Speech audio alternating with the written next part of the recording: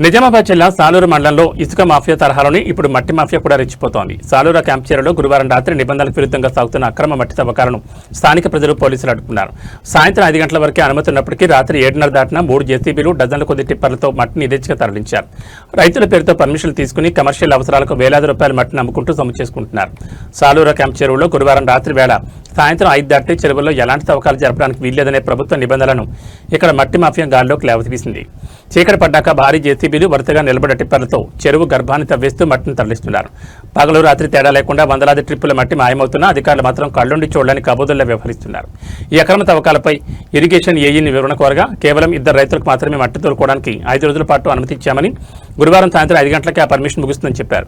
అయితే ఎన్ని జేసీపీలు ఎన్ని టిప్పర్లకు అనుమతి ఇచ్చారనే దానిపై ఏఈ దగ్గర ఎలాంటి సమాధానం లేదు. తీరా రాత్రి 5 గంటల తర్వాత కూడా తవ్వకాలు సాగుతుండటంతో ఏఈకి ఫోన్ చేస్తే ఆయన ఫోన్ ఎత్తకుండా ఎస్కేప్ అయ్యారు.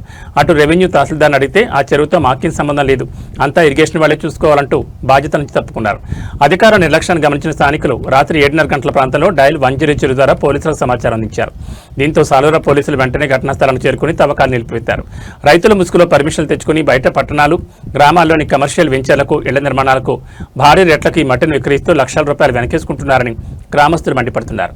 ఇప్పటికైనా మైనింగ్, ఇరిగేషన్ ఉన్నతాధికారులు స్పందించి సాలూరు క్యాంప్ చెరువును కాపాడాలని డిమాండ్ చేస్తున్నారు.